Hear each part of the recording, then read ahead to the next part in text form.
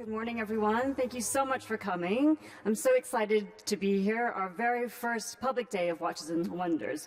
I'm Ming Liu. I'm a journalist. I'm writing about the watch industry, covering it for publications like the Financial Times and the New York Times. I'm going to be joined later by my esteemed panelists, but I thought I would just start by saying a few words about what Watches and Wonders is, and then I'll turn it over to our panelists, and we'll hash it out on what are the big trends of this year. Slide, please. But thank you all for coming, 10:30 a.m. on Saturday. This is great to see so many people here. So what is Watches and Wonders? Just a few brief words. Watches and Wonders is really the preeminent fair of watchmaking. It really is a moment where the watchmaking industry can come together. This year we have 54 participating brands, and it really is a fair that's going from strength to strength. Last year we had 48 brands, so more and more brands are coming, and like I said, it's a moment in time where we can all come together and look at the novelties that'll be here for the year ahead. As the fair gets bigger, it's really a reflection of the watchmaking industry, which is really growing. It's a global growing watch market, which last year had Swiss watch exports of 26.7 billion, and that's almost an 8% increase. I thought I would just talk really briefly about the history of Watches and Wonders. It wasn't always the only fair. There was a really big fair called Basel World. There were two fairs, which was around for a long time, over 100 years. It was really an important historical fair. Lots of watchmaking icons have been launched over the years. Sadly, in 2019 was the last edition. Various reasons, COVID being the main one. But more importantly, we had the key brands that were showing at Basel: Rolex, Patek Philippe, Chanel, Chopard. They've all come down to Geneva, and they're all now part of Watches and Wonders. So it is a huge fair. Like I said, it's growing, and because you're all here Saturday morning, I thought I'd bombard you with a few numbers. So last year, these are all figures for last year, so it'll be much more for this year. Last year we had 43,000 unique visitors that came. That's almost doubled in the previous year. They come from all over the world. We had 125 nationalities last year. As I said, it really is the preeminent fair for the watchmaking industry. It really has been for a long time a kind of B2B sort of fair where it was really for retailers to come and see what the the new watches were for the year. So last year we had 54,000 retailers, and I was reading that something like 10,000 retailing appointments, and so there's a lot of buzz, there's a lot of action. It's also a time for the media to come, because these are the novelties, and myself and a lot of my panelists, they've all been here for a week. We've been immersed in the novelties. But the fact that you're all here on a Saturday just goes to show that the fair is trying to expand to a more B2C kind of event. I don't know if anyone was in Geneva on Thursday, but my windows in my hotel room were rattling. There were like concerts, there were live events, there were bands, and all the brands are doing something, activation. So it really is a chance to celebrate watchmaking. People always ask me, what is Watches and Wonders? And I say, if you love watches, it's like being a kid in a candy store, because you have 54 brands and tons of watches.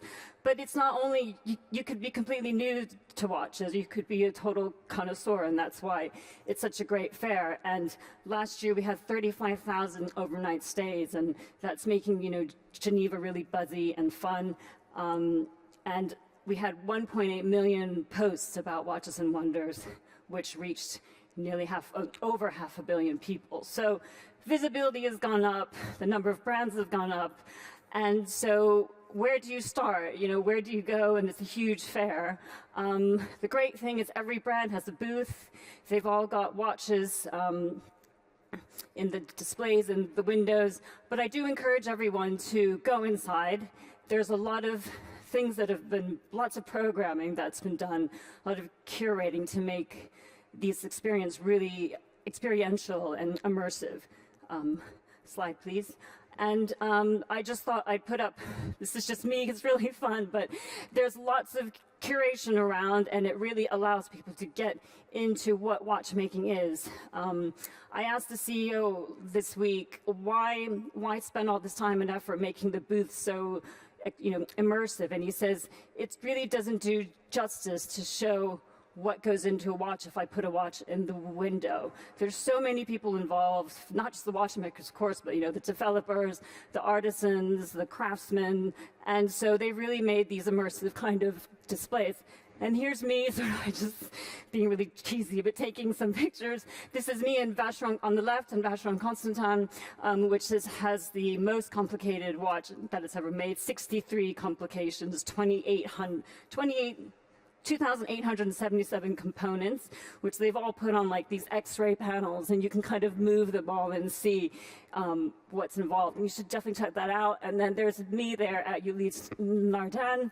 They have a massive, oversized movement with mirrors, and you can sit in there, and that's for their new Freak S Nomad. So lots of programming. Panoride's really great. I heard they've got this like massive sailing out there, which I heard they had to bring in a helicopter to like put it up. So really, so go inside. I really encourage everyone to go into the booths, talk to the watchmakers, talk to the artisans, get all these anecdotes about what goes into making this little timepiece on our wrist, which frankly we can tell the time with our iPhones now. So it's really great, and it gets better every year. I hope some of you will join the guided tours as well. Really good. And I think one of my panelists is doing a tour on Monday, so that's a really great thing. And then there's also a lab downstairs which is expanded this year, and we've invited about 15 students to do some startups, and it's really this sort of future, cool digital technology avant-garde side of watchmaking, which we don't really think about sometimes, but I do encourage you to check that out too, because there's some talks. So that's enough from me. I'm going to turn it over to our panelists, and we're going to talk about some of the trends for this year. Slide, please.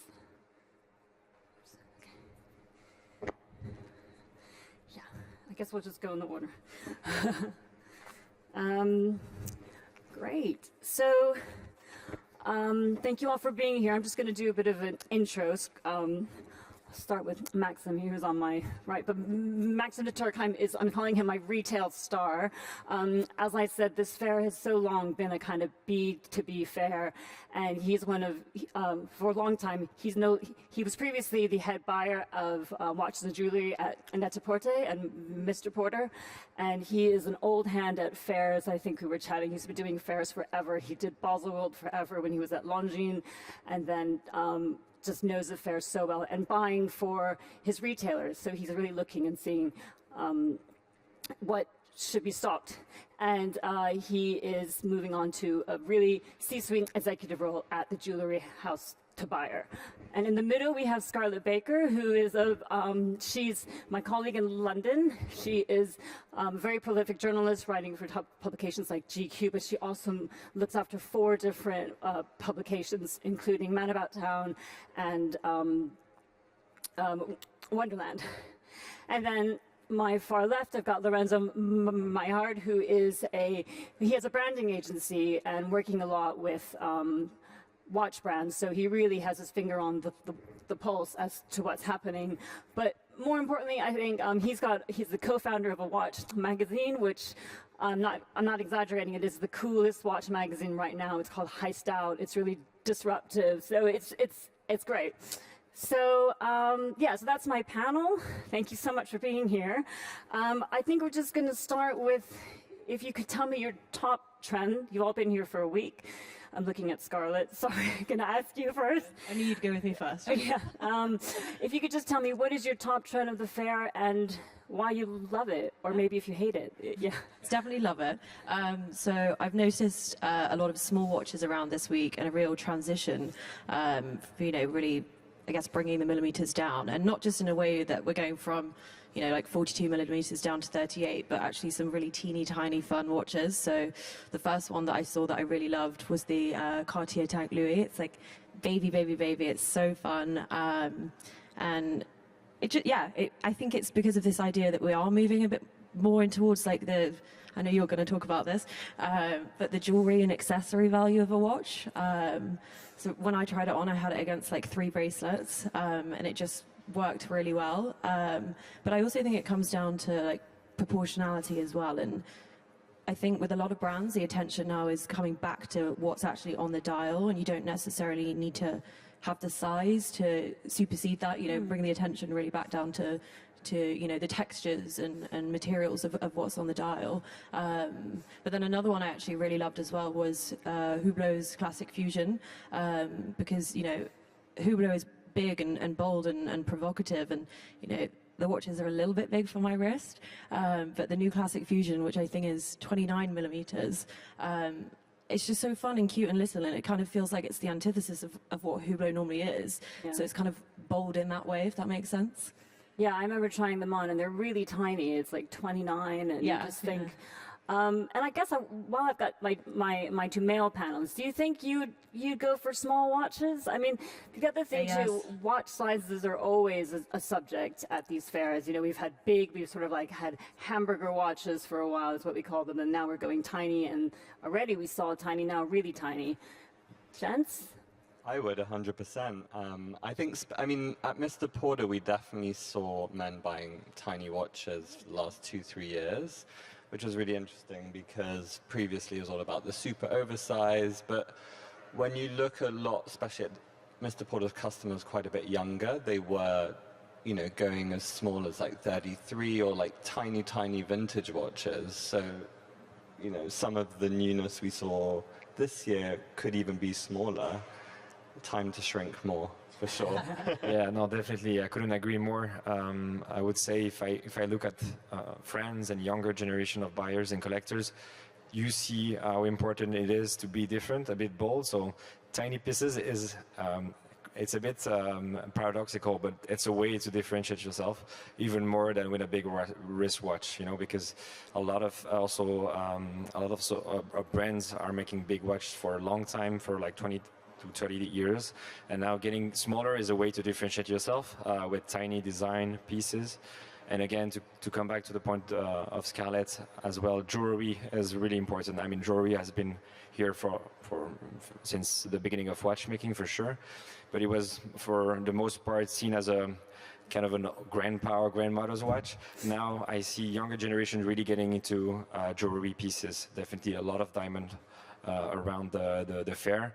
And a lot of collectors, whether male or female, wear jewelry pieces, or at least are interested into these watches. Yeah, that's one thing I saw too. There's a lot of gold watches as well, lots of all gold, and there really feels like the market is elevated in that sense, and trying to, these are really precious objects, which we're seeing. And I think you said hard stone dials as well. Yeah, absolutely. We can of course think of Piaget. Piaget is the master of gold and stone dials, for sure.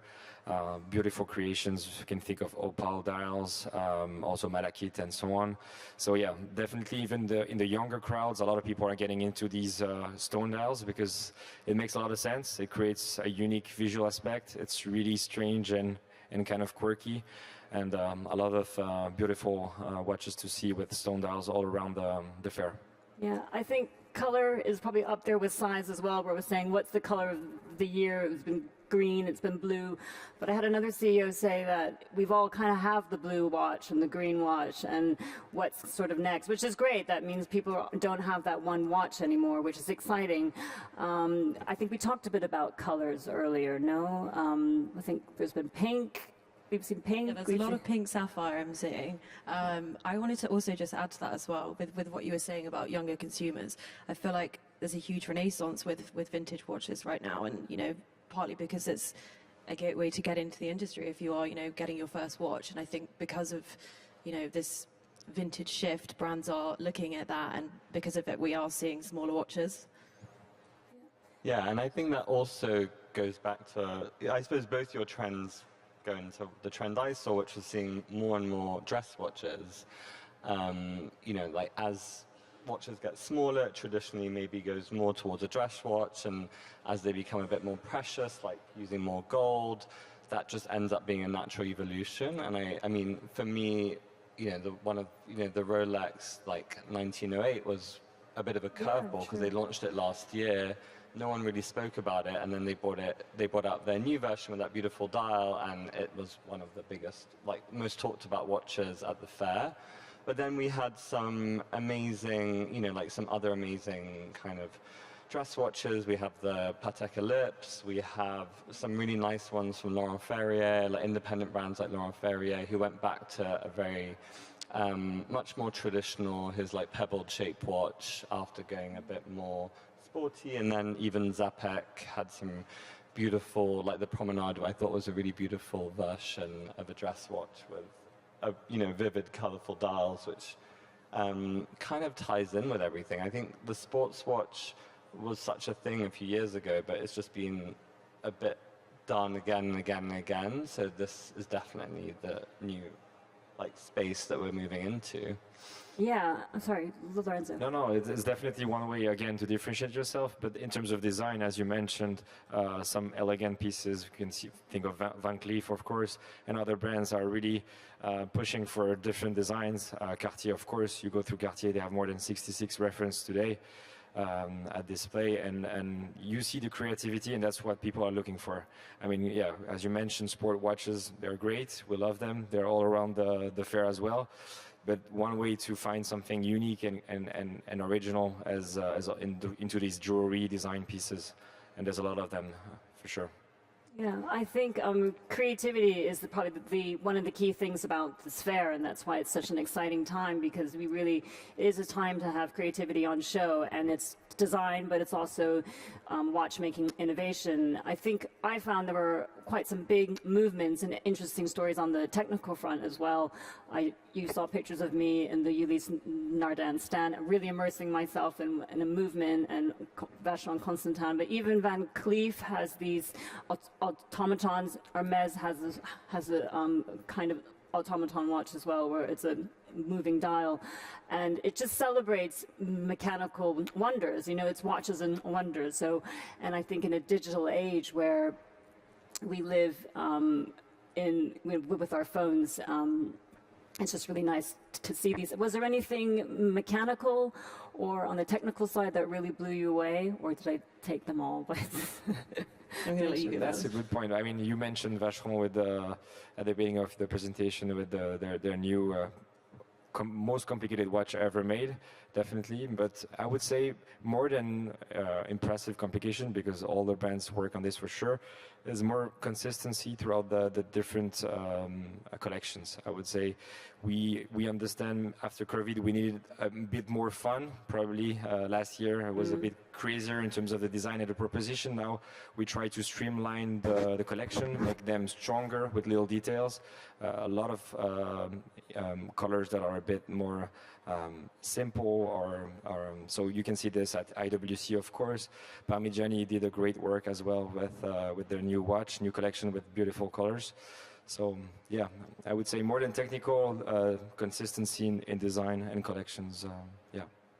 I know this is quite a basic complication, but I really like the Cartier Rewind. Yeah, just cool. Because it was unexpected, and I haven't seen one in a while, but I just thought that was really fun, and it's quite a fun little complication that it doesn't have to be. It's not like a groundbreaking, but I thought it was a really interesting use for them, because they haven't done anything like that in a while. It's really nice talking point for Cartier, especially. And it's this, if people don't know, it's sort of a wacky kind of backwards time watch. And again, it just underscores that we don't need watch to be accurate and tell the time anymore. I also think with IWC, as you mentioned, them bringing out an eternal calendar. I mean, the fact that it's called an eternal calendar just kind of blows my mind anyway. I can't remember what year they said it. I think it's 400 years, Yeah, so we'll definitely not be here to judge if it still works. We can't test it. Yeah, I think they said because it says 2000, it says the leap year on the dial, and it's 2024, and you get a little plate. You can change the 2000 to the 3000 because it's so long. So you get a little plate, and your watchmaker can fix it in, so it's 3000 whatever leap year and the 30,000. Yeah, it's actually the end of the Gregorian calendar, so you cannot go even further for now. The calculation stopped there, so pretty crazy, yeah. Yeah. And I guess any one, what's the highlight of your what's the highlight of your week? Is there any booth or any one thing that you really want the audience to see? I always love the MS booth because it feels like you're doesn't feel you're at a watch fair. I feel it feels you're more at an art fair. But every year, I think they kind of outdo themselves. And this year was very colourful, felt very sculptural. So I would definitely go and have a walk around that one. Chanel just every year managed to always build the momentum and do something even better than they've done before. So definitely go and visit Chanel. Again, it's mind-blowing the creations that they make, but one of the watches that they had has definitely become one on my grail list. It's going to be a bit of a pipe dream to get there, but it's a beautiful little watch, and the strap is actually a tape measure that wraps around your arm, and I just need it. And for me, I was pretty impressed by what Nomos did. So Nomos did it's a simple but clever idea. They did one watch with I think 30 different color variations. They all have their little name. So it's a funny way to propose a watch that is pretty affordable, in-house movements, manually wind. A great way to enter the watch industry, and visually speaking, some of them are really nice. So yeah, I would advise you to have a look at these Nomos watch for sure. I wanted to ask you, because it's such a privilege to have journalists and retailers on my panel, and I wonder if you could just talk about how you approach the fair. What are you looking for? Is it trends, or when you walk through these doors? I think from a retailer perspective, you know your customer, and you always go in with the end customer in mind. So you kind of know, what they're looking for. Being at Net-a-Porter and Mr. Porter, our customer is very trend-driven. They were buying lots of ready-to-wear, and they were also buying watches.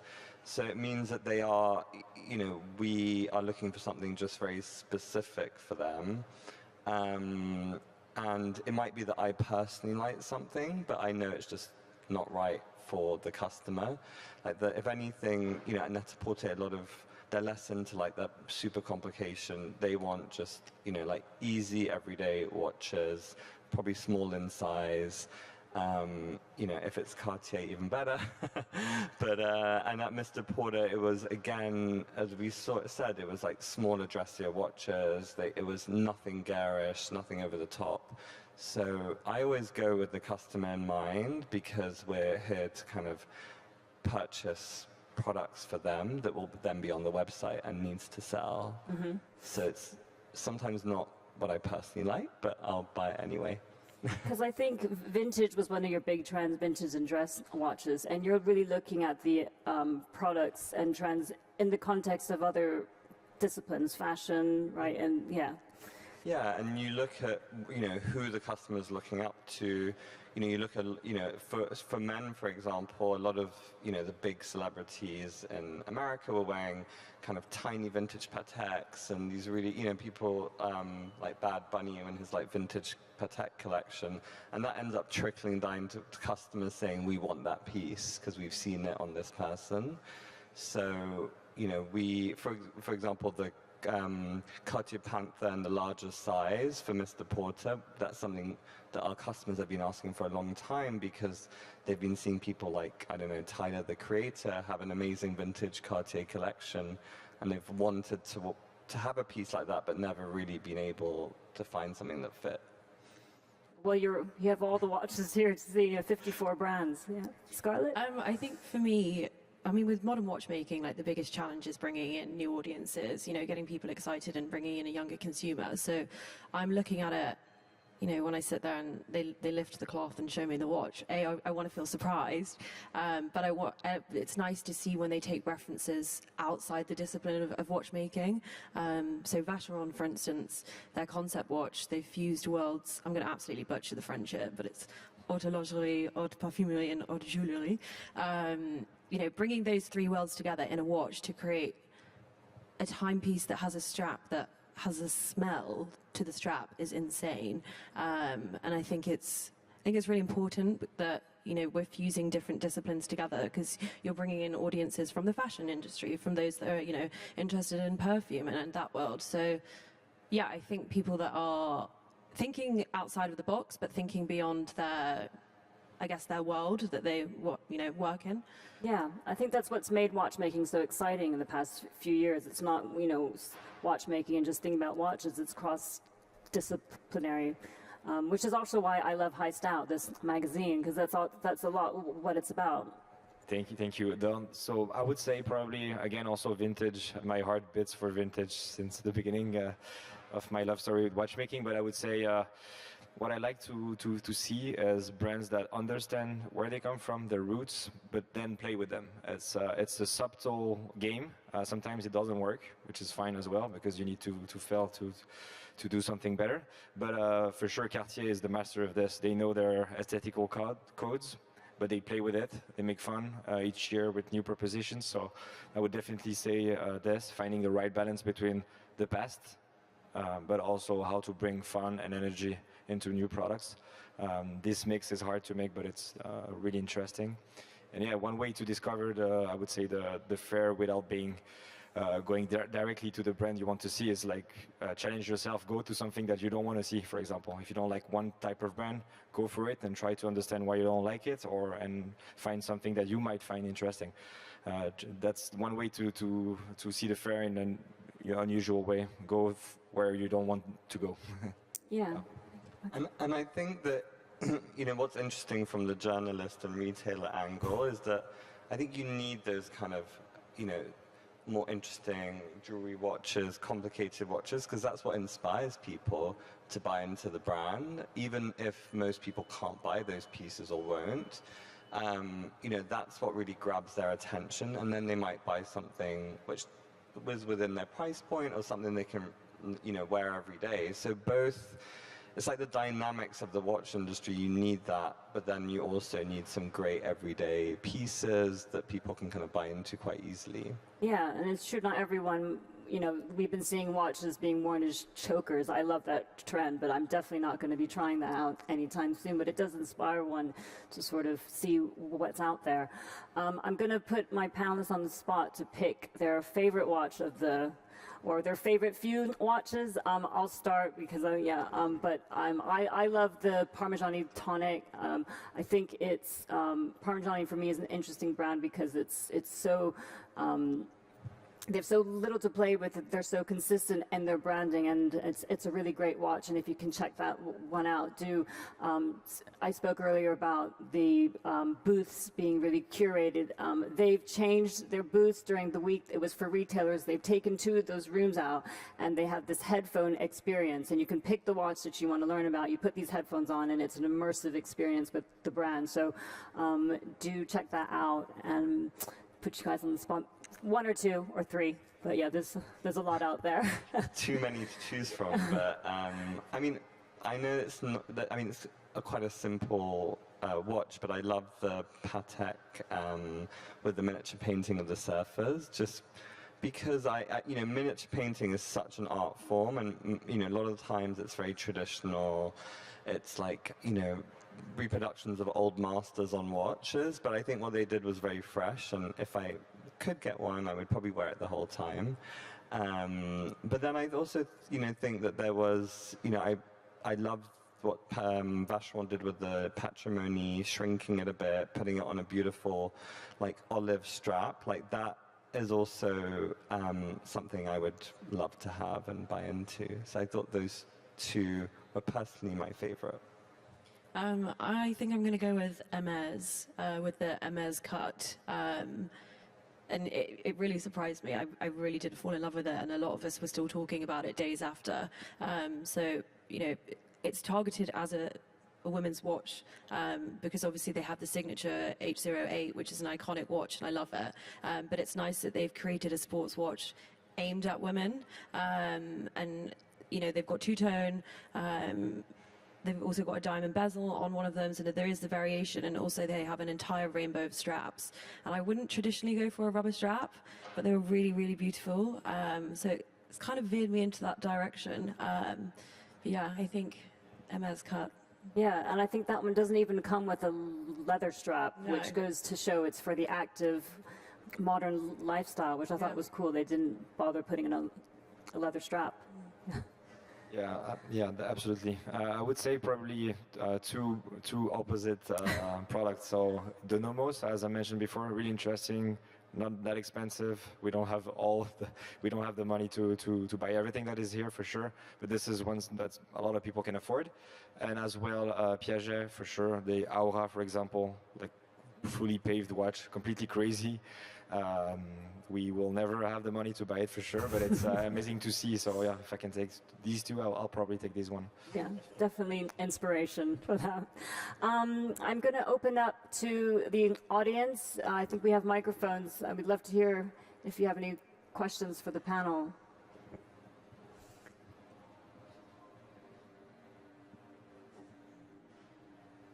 Shy?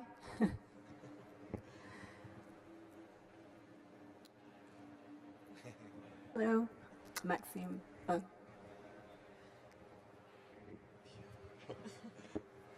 No, I just wanted to have your view. Obviously, what Rolex is doing inspires a lot the brands. Do you think the mother of pearl will be something that will coming up in the next year or with consumers? That's a good question. Mother of pearl has been here also for a long time in watchmaking. A lot of people are following also what Rolex do. I would say, yeah, it's more part of the Tiny collection. It's on a Daytona, if I remember, and on some other collections as well. But yeah, Rolex is really probably one of the more consistent brand out there. Really shaping their collection slowly but surely with little details. So from coming back to the point where we said streamlining the design, making collection even stronger, definitely you can feel that there's a lot of inspiration from Rolex on this side. Mother of pearl, I love this, but I don't know if it's that much of a trend. I don't know. Yeah, I mean, you know, we see mother of pearl in a lot of great watches. I definitely would wear it.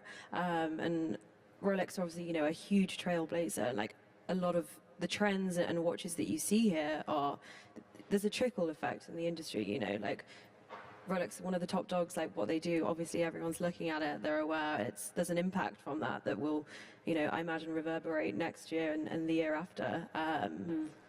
Yeah, thanks for the question. Good question. Yeah, I think a lot of trends, you know, we see them now, but they do, there's a trickle-down effect over the years. And I think this year there were quite a lot of mother of pearl. Again, it goes to both your comments about this jewelry, this wave of more jewelry, precious pieces, and vintage pieces as well. It just makes something interesting. I'd be really interested to see, with obviously Rolex doing mother of pearl, that it would open up the floor for more guys to wear mother of pearl, and it you know, it not just be marketed more towards women. So who knows? Would you guys wear mother of pearl? Yeah, for sure, I would wear it. Not so sure. Yeah, we have to persuade you. Maybe you can persuade me.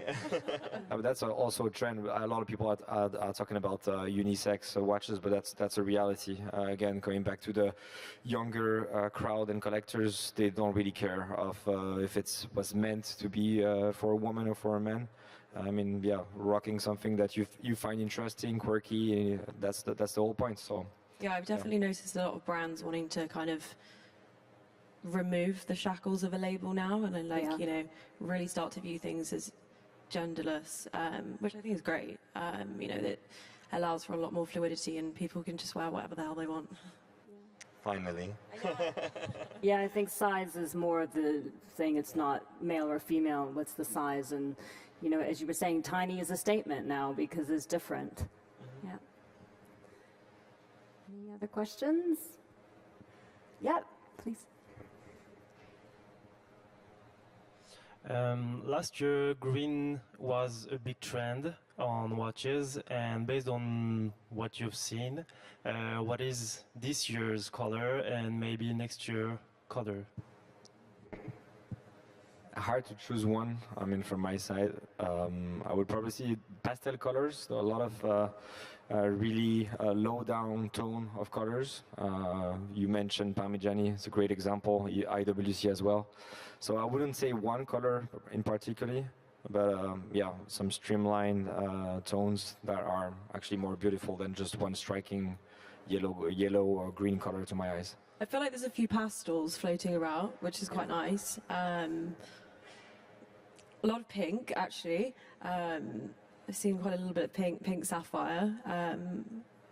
But also, I feel Chanel did a whole pink Yeah. Yes, that's true. moment, and that was, you know, really fun. I quite like. I kind of saw quite a lot of that kind of grey, blue, metallic-y color. I think that was definitely kind of increasing. Yeah. I saw a lot more brands use it this year. I think there's also brands are being a lot more colourful with the straps that they offer as well, and really broadening what they have available, you know, both in textures and materials and colourways as well. So it's a bit more of a rainbow available now. Self-expression. A rainbow is a good point as well. A lot of rainbow setting, so with different stones and diamonds. So yeah. I think that I think you're right about the pastels and the sort of muted colors. It might be me extrapolating. I think that's kind of a quiet luxury trend as well. I've been seeing sort of beiges and taupes, and which I never thought I'd love, but I actually really kind of works right now. Yeah, it's cool. Thank you. Anyone else? Okay. Thank you all for coming. I'm so happy that you're here on our public day, and I hope you enjoy the fair. And do check out all the booths that we were talking about, and go inside, ask lots of questions, get the anecdotes, and enjoy your day at Watches and Wonders. Thank you. Thank you. Thank you.